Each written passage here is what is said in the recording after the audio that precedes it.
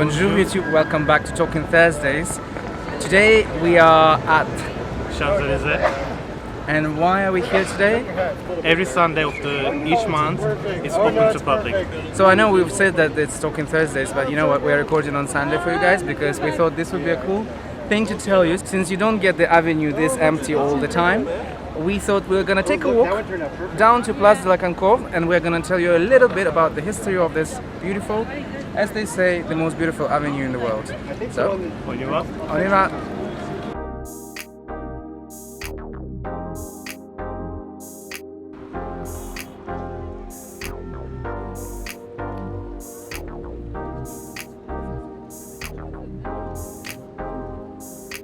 So what's the story behind Champs-Élysées? The story is that back in 1600s, early 17th century, the avenue didn't exist, it was a marshland, and it was Marie de Medici who decided that she wanted to have an alley going from Tuileries Palace, which is where Place de la Concorde right now, and basically stretch into this direction. The first part was completed by 1615. It's not here, it's actually at the back, all the way back there. So let's go and check it out. So we're basically walking back in history, so to speak, because Arc de Triomphe is the end of Champs-Élysées, and it's the newest part of Champs-Élysées. Place de la Concorde is the oldest part of Champs-Élysées, and that's where we're walking towards. So we're walking back in history. Let's go.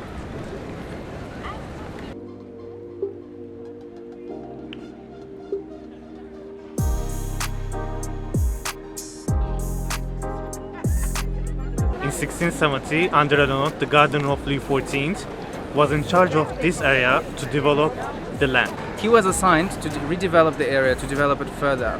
He developed the Grand Cour, which is basically the part that runs from Place de la Concorde until the Rond Pont, or roundabout of Champs-Élysées, Marcel Dessau. And basically that area was developed under him.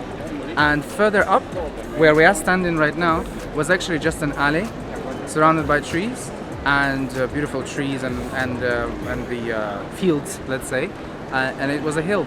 Basically, this hill is called Montagne de Roule, and yeah, so this where we are standing right now wasn't really developed until the later time, until I think around 19th century.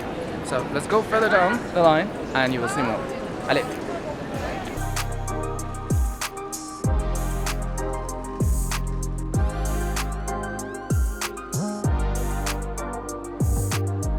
So we just bumped into this beautiful bus stop. They changed the color of it.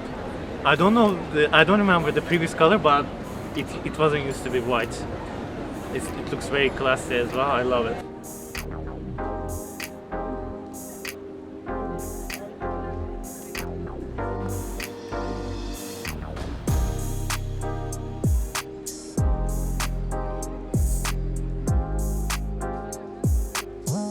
As you may wonder, where does the name come from? It comes from a Greek mythology. It means place of happiness, paradise. And since 1709, this place is called Champs-Élysées.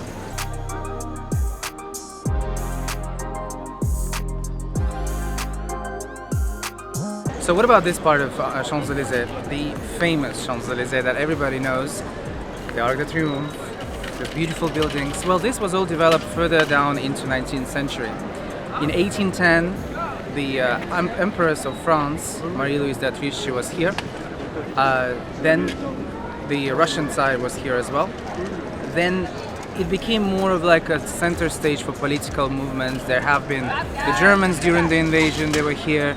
Then afterwards, after the Second World War, this avenue became the centerpiece of the military parade since 1980s.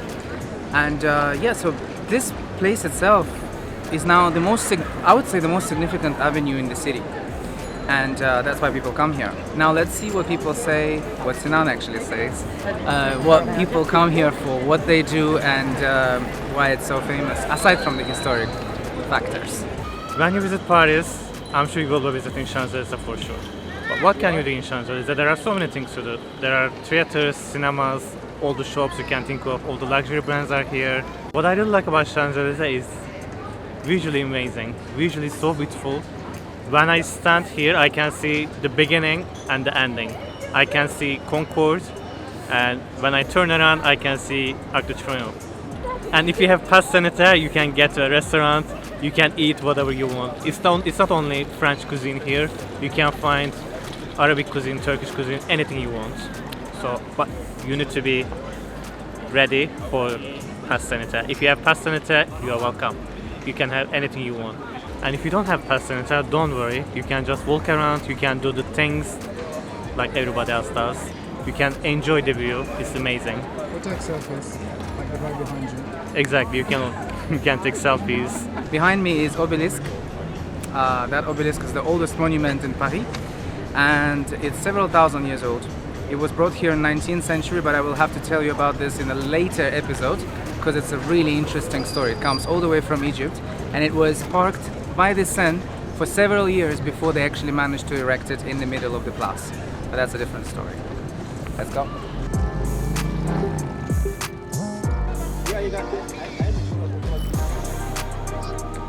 So we were just peacefully recording, and then suddenly there has been like crazy like amount of police all of a sudden. They're all behind us. They're like there, some were there.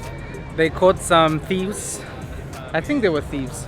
I don't know. Basically, they caught some guys. They put them against the wall, and you know, fun day for them as usual. Anyway, so yeah, so there has been like a full-on situation, and they all rushed there. I thought that was a protest. Yeah, but Yeah, it wasn't. not protest. today. Yeah. Today are just everyone is resting now for the next week. I don't know. Anyway, so that's funny. There's more backup. Yeah, it's cool. It's cool. They are protecting. That's a good thing. Now we're gonna go and check out the obelisk.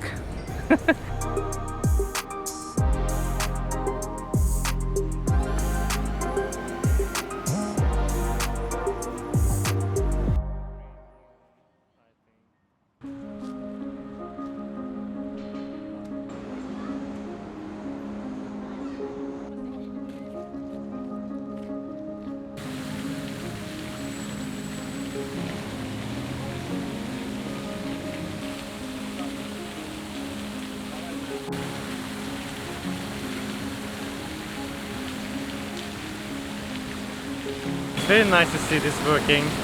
I love it.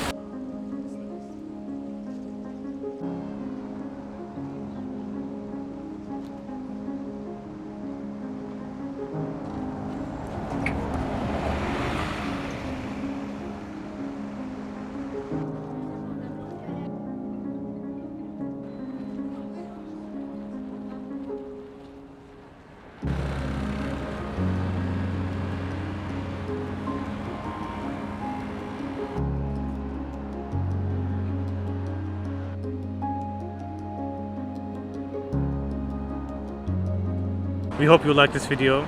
If you like it, don't forget to like, share, subscribe and comment down. And tell us if you've been to Champs-Élysées. Yeah. Tell us if you like it, what do you think of it, and yeah, so we'll see you on Sunday. Yeah, on another protest. Probably, yes. Until then, Au revoir. au revoir.